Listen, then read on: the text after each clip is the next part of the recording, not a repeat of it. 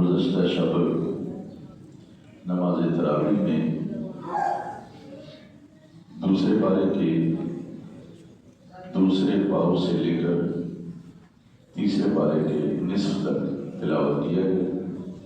رب العالمین جل وعلا نے یہود و نصارہ کو ایک جواب دیا ہے۔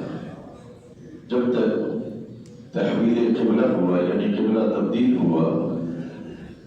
تو یہود و نصارہ نے جو بیت المقدس کی جس دیوار کو یا جس سمت کو وہ اپنے لیے مقدس سمجھتے تھے اس پر وہ فخر کرنے لگے۔ مثال کے طور پر مشرقی دیوار جو ہے یروشلم میں اس کو عیسائی اپنے لیے مقدس سمجھتے ہیں، اور جو مغربی دیوار ہے اس کو یہودی اپنے لیے مقدس سمجھتے ہیں۔ تو اللہ تبارک و تعالیٰ نے اچھا وہ مسلمانوں کا جب بیت اللہ تبدیل ہوا، کعبہ تبدیل ہوا، تو اس تناظر میں وہ یہ کہنے لگے کہ یہ کیا ہے، کبھی ادھر منہ کرتے ہیں کبھی ادھر منہ کرتے ہیں۔ تو اللہ تبارک و تعالیٰ نے فرمایا لیس البر ان تولوا وجوہکم قبل المشرق والمغرب۔ اللہ نے فرمایا کہ یہ مشرق کو منہ کر لینا مغرب کو منہ کر لینا یہ تو کوئی نیکی نہیں ہے۔ وَلَكِنَّ الْبِرَّ مَنْ آمَنَ بِاللَّهِ وَالْيَوْمِ الْآخِرِ وَأَقَامَ الصَّلَاةَ وَإِيتَاءَ الزَّكَاةَ۔ فرمایا کہ نیکی تو یہ ہے کہ اللہ پر ایمان لاؤ، آخرت کے دن پر ایمان لاؤ، اور اپنے رشتہ داروں کے ساتھ اچھا سلوک کرو، یہ نیکی ہے۔ یعنی نیکی اعمال کا نام ہے، اچھے عقائد کا نام ہے، نہ یہ کہ مشرق کو منہ کر لو یا مغرب کو منہ کر لو، اس سے نیکی حاصل نہیں ہوتی ہے۔ اور اس میں اصل میں اللہ تبارک و تعالیٰ نے یوں سمجھے کہ ہمارے لیے ہمیں نیکی کا جو تصور ہے نا وہ واضح کر دیا کہ جب تک ایمان نہیں ہوگا اعمال قبول نہیں ہوں گے، کتنے بھی اعمال خوشنما ہوں اللہ پر اور آخرت پر اگر ہمیں ایمان نہیں ہوگا، یقین نہیں ہوگا، تو یہ اچھے اعمال بھی ہمارے اللہ کی بارگاہ میں مقبول نہیں ہوں گے اور یہ نیکی نہیں کہلائے۔ لہذا سب سے پہلے اللہ، اس کے رسول صلی اللہ علیہ وسلم کی ختم نبوت اور پھر آخرت مرنے پر یقین، یہ ایمان جو ہے بہت ضروری ہے نیکی کے حصول کے۔ پھر اللہ تبارک و تعالیٰ نے انسانوں کے جان کے تحفظ کے لیے ایک اصول بیان کر دیا۔ وہ کیا ہے؟ انسان اپنے مال کے لیے، جان کے لیے لوگوں کو قتل کر دیتا ہے، انہیں نقصان پہنچاتا ہے۔ اور زمانے جاہلیت میں ہمیشہ یہ چلتا آ رہا تھا کہ جس کی لاٹھی اس کی بھینس، جس میں طاقت ہوتی تھی وہ دوسرے پر چڑھائی کر دیتا تھا، ان کو تہذیب کر دیتا تھا، نقصان پہنچاتا تھا اور کوئی پوچھنے والا نہیں ہوتا۔ اللہ تبارک و تعالیٰ نے فرمایا کہ کتب علیکم القصاص فی القتل، فرمایا جب قتل ہوگا تو اس کے بدلے میں قتل کیا جائے گا۔ اللہ نے قصاص کا نظام جو ہے وہ نافذ کر دیا۔ اب جب لوگوں نے یہ دیکھا کہ قتل کے بدلے میں قتل کیا جائے گا، اور اللہ نے تو فرمایا وَلَكُمْ فِي الْقِصَاصِ حَيَاةٌ يَا أُولِي الْأَلْبَابِ، او عقل مندو تمہاری زندگی کا تحفظ قصاص کے اندر ہے۔ یہ قرآن کہہ ہے، یعنی اگر تم چاہتے ہو زندگیاں محفوظ ہو جائیں، لوگ محفوظ ہو جائیں، تو پھر ضروری ہے کہ نظام قصاص کو نافذ کیا جائے۔ اور سچی بات یہ ہے کہ آج آپ ایک قاتل کو بڑے میدان میں جہاں آپ سالانہ پریڈ کرتے ہیں وہاں اسے قتل کریں اور بتائیں، وہاں قاضی کھڑا ہو وہ بتائے مقدمہ کہ اس نے فلاں کو قتل کیا تھا، یہ ثابت ہو گیا ہے، یہ گواہ ہے، اس کو قرآن کے مطابق یہاں پر سزا دی جا رہی ہے، مجھے بتائیے اگلے اس کے بعد سے آئندہ کوئی قتل ہوگا؟ جب انسان کو یہ احساس ہوگا کہ قتل کے بدلے میں قتل ہو جاؤں گا، یعنی میں دوسرے کو قتل نہیں کر رہا ہوں، میں خود کو قتل کر رہا ہوں، تو کون ہے جو اپنے آپ کو قتل کرے گا بھائی؟ اسی طرح چور کے ہاتھ ذرا ایک دفعہ کاٹ دیں، کون ہے جو چوری کرے گا اور کہے گا کہ میں ساری زندگی نہ صرف ٹنڈا رہوں بلکہ ٹنڈا کہلواؤں؟ کو کوئی بھی ایسا نہیں چاہتا۔ اسی طرح ڈاکو ہے، ذرا دو ڈاکو پکڑ کے لاؤ نا یہاں اور ان کی ایک کی ٹانگ کاٹو اور ایک طرف سے اس کا بالو کاٹو، تو پھر ذرا میں دیکھوں کون ڈاکے مارتا ہے۔ لیکن جب آپ ڈاکوؤں سے پیسے لے لیں گے ماشاءاللہ، کوئی اور ترقی تو ہم نے کی نہیں، چوروں سے، ڈاکوؤں سے، جرائم پیشہ لوگوں سے پیسہ لے کر انہیں ہم آزادی دے دیتے ہیں، رہائی دے دیتے ہیں، ماشاءاللہ سے وہ باہر جب اس سے فارغ ہوتے ہیں تو پھر وہ پہلے اگر کوئی تھوڑا چھوٹا کام کیا تھا پھر بڑے کام کرتے ہیں۔ تو اللہ تعالیٰ نے فرمایا کہ جب تک قصاص نافذ نہیں کرو گے تو محفوظ نہیں ہو سکے، اور جہاں کہیں بھی قصاص محفوظ رہا، نافذ رہا، وہاں تحفظ پایا جاتا ہے۔ تو اللہ تبارک و تعالیٰ نے پھر اس میں یہ تھا کہ زیادتی کرتے تھے لوگ، ایک قتل کیا کسی نے تو 10 آدمی اس کے بدلے میں قتل کرتے تھے۔ یہ ہمارے یہاں بھی جہالت پائی جاتی ہے، بھائی قتل کا بدلہ قتل چاہیے، لیکن یہ حکومت کا کام ہے، عام کا کام نہیں ہے، یہ میرا کام نہیں ہے، یہ حکومت۔ لیکن جب حکومت کام نہ کرے، ادارے کام نہ کرے تو پھر لوگ قانون اپنے ہاتھ میں لے لیتے ہیں اور اس طرح سے وہ کرتے ہیں۔ لیکن اللہ نے زیادتی سے منع کیا، ٹھیک ہے قتل ہوا ہے تو قتل کے بدلے میں اسی کو قتل کیا جائے گا جس نے قتل کیا، نہ یہ کہ اس کی بیوی کو بھی قتل کر دو، اس کے بچوں کو بھی قتل کر دو، اس کے عزیز و اقارب کو قتل کر دو، یہ زیادتی ہے۔ اس لیے اللہ تبارک و تعالیٰ نے فرمایا کہ عورت کے بدلے میں عورت، مرد کے بدلے میں مرد، یعنی جو قتل جس نے کیا ہے، جو قاتل ہے وہی قتل کیا جائے گا، اس کے بدلے میں کسی اور کو قتل نہیں کیا جائے گا۔ اس لیے کہ ہر شخص اپنے اعمال کا خود ذمہ دار ہے، نہ کہ کوئی اور اس کا ذمہ دار ہے۔ پھر اللہ تبارک و تعالیٰ نے اس حوالے سے یہ جو رمضان مبارک کا مہینہ ہے، اس میں دعائیں قبول ہونے کا بھی موقع ہے، لہذا اللہ تبارک و تعالیٰ نے فرمایا وَإِذَا سَأَلَكَ عِبَادِي عَنِّي فَإِنِّي قَرِيبٌ، اے میرے محبوب جب آپ سے لوگ میرے متعلق پوچھیں کہ میں کہاں ہوں، لوگ کہتے تھے اللہ نظر نہیں آتا، اللہ کہاں ہے، تو فرمایا آپ سے جب لوگ میرے متعلق پوچھیں کہ اللہ کہاں ہے تو فَإِنِّي قَرِيبٌ، آپ ان کو بتائیے میں بہت قریب ہوں تمہارے، میں تمہاری باتیں سنتا ہوں، میں تمہاری ضرورتیں پوری کرتا ہوں۔ ہاں اجیب دعوت الداعی اذا دعانی، جب بھی مجھے کوئی پکارتا ہے اس کی پکار کو میں سنتا ہوں، اس کا جواب دیتا ہوں۔ تو کیا کرو فَلْيَسْتَجِيبُوا لِي، کبھی تم بھی تو میری مان لیا کرو، یہ اللہ کا پیغام ہے۔ فَلْيَسْتَجِيبُوا لِي، ارے میں تو ہر پکارنے والے کی پکار کو سنتا ہوں، جو مانگتا ہے اسے دیتا ہوں، لیکن فَلْيَسْتَجِيبُوا لِي، تم بھی تو کبھی میری بات مانا کرو، کبھی تم بھی اطاعت و فرمانبرداری کا اظہار کرو، کبھی تم بھی اپنی وفاداری کا مجھے یقین دلاؤ، تاکہ میں اور زیادہ اپنی نعمتوں میں اضافہ کروں اور تمہاری باتیں سنوں۔ پھر اللہ تبارک و تعالیٰ نے اس صورت کے اندر بہت سارے سماجی مسائل کو یہاں پر بیان کیا ہے، اور اس میں نکاح ہے، طلاق ہے، عدت ہے، اور اس طرح سے رضاعت ہے، یعنی دودھ پلانے کی بات۔ تو اس میں نکاح کے بارے میں تو آپ یہ سمجھیں کہ اللہ تبارک و تعالیٰ نے مشرک لڑکے اور لڑکی کا نکاح، کسی بھی مسلمان سے لڑکے اور لڑکی سے نکاح کو حرام قرار دیا، منع کر دیا۔ کسی مسلمان لڑکی، ہاں اہل کتاب کے ساتھ نکاح جائز ہے، لیکن اب اہل کتاب ملتے نہیں، اس لیے علماء کا فیصلہ ہے کہ اب ان کے ساتھ نکاح کرنا جائز نہیں، جب تک کہ وہ مسلمان نہ ہو جائیں، جب تک کہ وہ مسلمان نہ ہو جائیں۔ ہر وہ گروہ یا ہر وہ فرقہ جو اسلام سے نکل چکا ہے، ان کے ساتھ ہمارا نکاح نہیں ہو سکتا جب تک کہ وہ اپنے عقائد سے توبہ نہ کر لیں، اپنے ان باتوں سے رجوع نہ کر لیں، تب تک ایسا ممکن نہیں ہے۔ چاہے وہ مرتد ہوں، چاہے وہ کسی بھی یعنی صحابہ کی توہین کرتے ہوں، رسول اللہ صلی اللہ علیہ وسلم کے بارے میں کچھ کہتے ہوں، تو ایسے تمام لوگ جو ازواج مطہرات پر تہمت لگاتے ہوں، یہ سب کے سب وہ ہیں جن کے ساتھ ہمارا کوئی تعلق نہیں بن سکتا۔ اس لیے ہمیں اس سے بھی احتیاط کرنا چاہیے۔ ہاں طلاق کے بارے میں یہ بات، لوگ طلاق دیتے تھے، ایک دفعہ طلاق کی رجوع کر لیا، پھر طلاق دے دی رجوع کر لیا، ایک مذاق بنا رکھا تھا، عورت کو کانٹوں کی سولی پہ لٹکا رکھا تھا۔ اللہ تعالیٰ نے واضح فیصلہ کر دیا کہ اب طلاق مرتان، طلاق دو ہی مرتبہ ہے بھائی، ذرا سوچ سمجھ کے منہ سے نکالنا۔ ایک دفعہ تو تمہیں موقع دے دیا جائے گا، ایک دفعہ طلاق دے دی نا تو موقع ہے تو واپس کر، لیکن جب دوسری طلاق دے دی اس کے بعد واپسی کا کوئی جو ہے وہ نہیں ہے، واپسی نہیں ہو سکتی ہے، اس کے بعد کوئی چانس یا کوئی موقع تمہیں نہیں دیا جائے گا۔ عورت کو اللہ تعالیٰ نے تحفظ فراہم کیا۔ اب یہ ہے کہ مرد کو سوچنا پڑتا ہے، اور جو نہیں سوچتے طلاق فوراً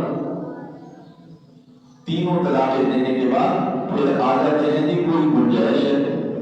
پوچھتے ہیں کوئی گنجائش ہے، پر یہ گنجائش تو آپ نے پہلے پوچھنی تھی جب آپ نے طلاق دی تھی،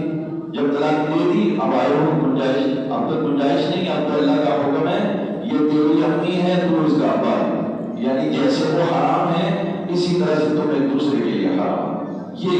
کیفیت ہو جاتی ہے۔ تو ہمیں اسلام نے یہ بھی ہمیں بتایا عدت کے حوالے سے، جو بیوہ ہوتی ہے اس کے لیے 4 مہینے 10 دن کی عدت کو مقرر فرما دی، اور ثلاثۃ قروء یہ نوجوان کے لیے عدت مقرر کر دی۔ اب ذرا غور فرمائیے کہ اللہ تبارک و تعالیٰ یہ تمام مسائل بیان کیے اور ساتھ میں فرمایا یہ جو حج ہے اور عمرہ ہے وَأَتِمُّ الْحَجَّ وَالْعُمْرَةَ لِلَّهِ، جب تم حج یا عمرہ کرو تو للہ صرف اللہ کے لیے کرو، دکھاوے کے لیے نہ کرو، کاروبار کے لیے نہ کرو، وہاں سے کچھ لانے لے جانے کے لیے نہ کرو، بلکہ صرف اللہ کی رضا کے لیے کرو اور اسے مکمل کرو۔ ایسا نہیں ہے کہ احرام باندھ لیا اور جب چاہا احرام اتار دیا، ایسا نہیں، بلکہ جب احرام ایک دفعہ باندھ لیا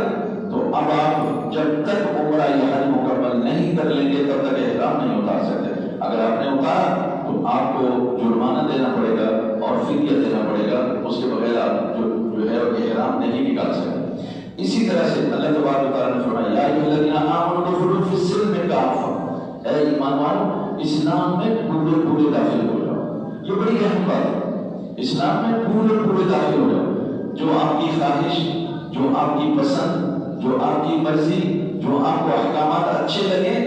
ان پر تو آپ عمل کریں اور ان کو تو آپ پروموٹ کریں، اور جو احکامات جو اللہ تعالیٰ کا حکم وہ آپ کی کہیں مفادات پر اثر پڑتی ہو تو وہاں آپ کہنے کہ یہ اس کو رہنے دیں۔ یہ بالکل ایسے ہے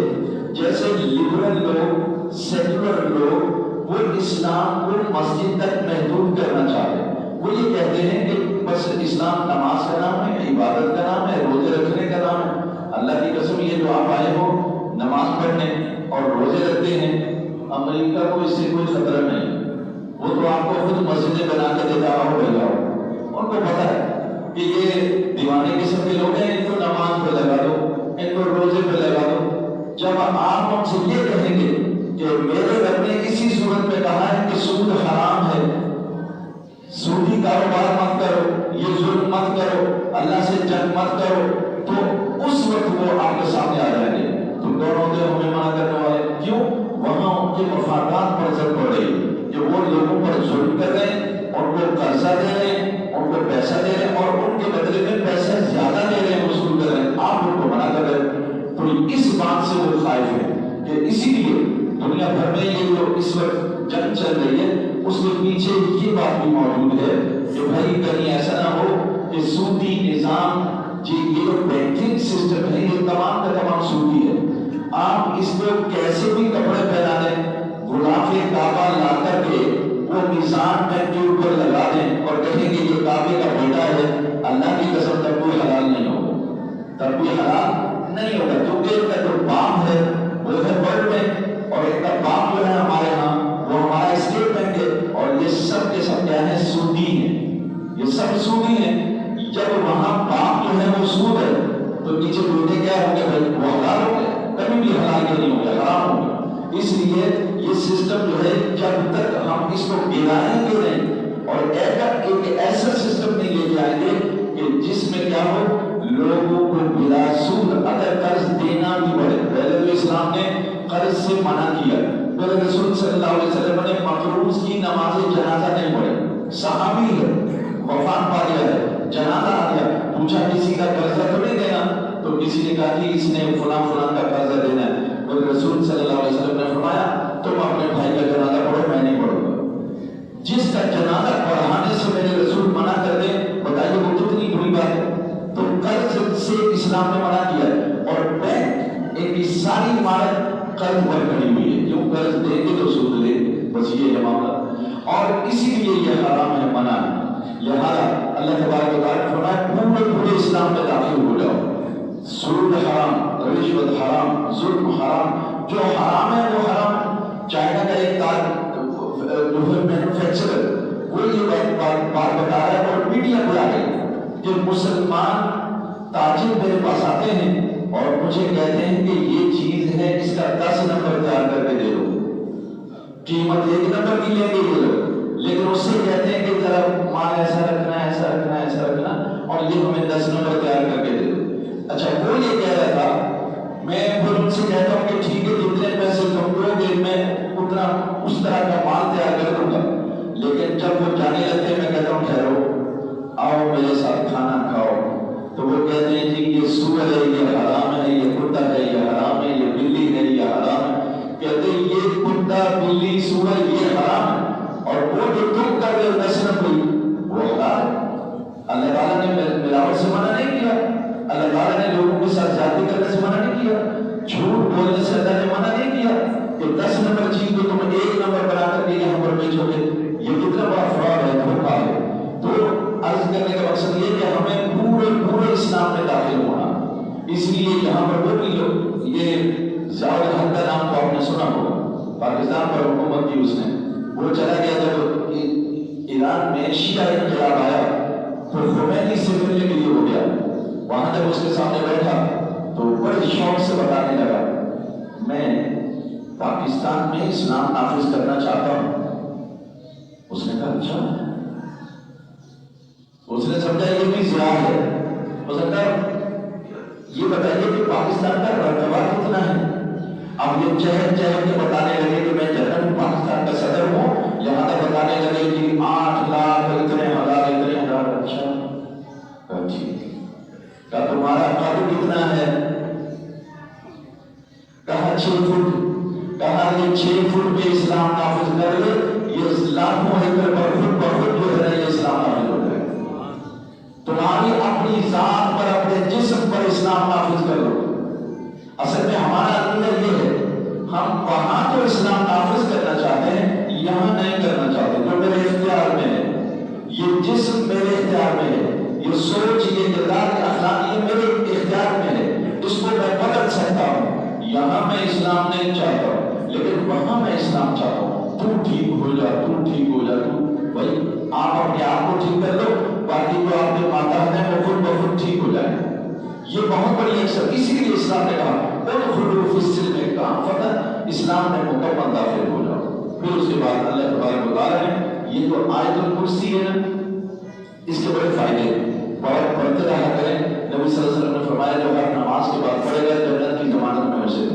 اور ہر طرح کا تحفظ اللہ پاک دیتا ہے، جان مال کی جو آپ کے تحفظ کے لیے آیت الکرسی کو اپنا وظیفہ بنا لیں، بلکہ یہ اسے بنائیں قفل المدینہ، یہ ہے مدینہ کا تالا،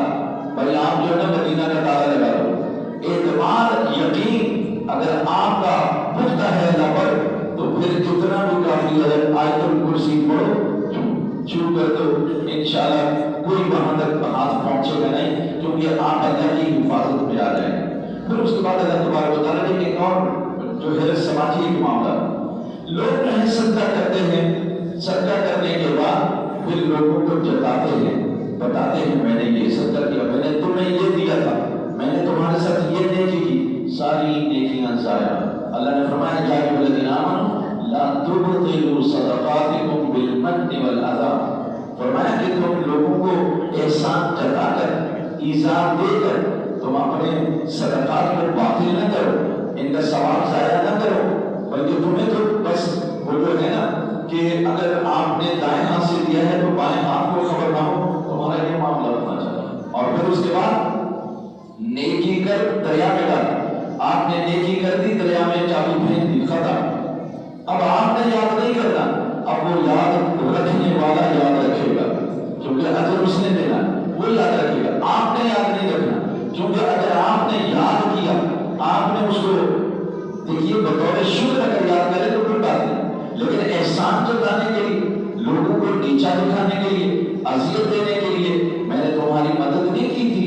میں نے تمہیں اتنے پیسے نہیں دیے تھے، میں نے تیرے بیٹے کو نوکری نہیں لگایا تھا، یہ تم شرمندہ کر رہے ہو، اس سے تمہاری نیکی ضائع ہوگی۔ اللہ کہہ رہا ہے بالکل لوگوں پر احسان نہیں جتانا اور نہ ہی ایذا دینا، نہ ہی تکلیف دینا، ورنہ یہ صدقات تمہارے جو ہیں یہ ضائع ہو جائے گا۔ اب دیکھیے صدقے کا مطلب آسان سے یہ ہے، کلمۃ طیبۃ صدقۃ، اچھی بات کہنا بھی صدقہ ہے، کسی کو راستہ دکھا دینا صدقہ ہے، کسی کو نماز کے لیے کہہ دینا یہ بھی صدقہ ہے، اور بھی جو اچھی اچھی باتیں آپ کر سکتے ہیں پیار سے وہ بھی صدقہ ہے۔ بلکہ نبی صلی اللہ علیہ وسلم نے ارشاد فرمایا وَلَوْ بِوَجْهٍ طَلِيقٍ، اگر تم اپنے بھائی کو خندہ پیشانی سے ملو گے یہ بھی صدقہ۔ تو بھائی اور کچھ نہ کر سکو مسکرا کر مل تو لیا کرو تو یہ بھی صدقہ ہو جائے گا ہمارے لیے۔ لہٰذا اللہ تبارک و تعالیٰ نے یہ جو حکم فرمایا یہ ہمارے جو نیکیاں ہیں ان کے تحفظ کے لیے، اس لیے ہمیں ایذا نہیں دینی ہے۔ اور دوسری بات، لوگ یہ پوچھتے ہیں کہ ہم کہاں خرچ کریں، نبی صلی اللہ علیہ وسلم سے سوال کرتے تھے یسألونک ماذا ينفقون،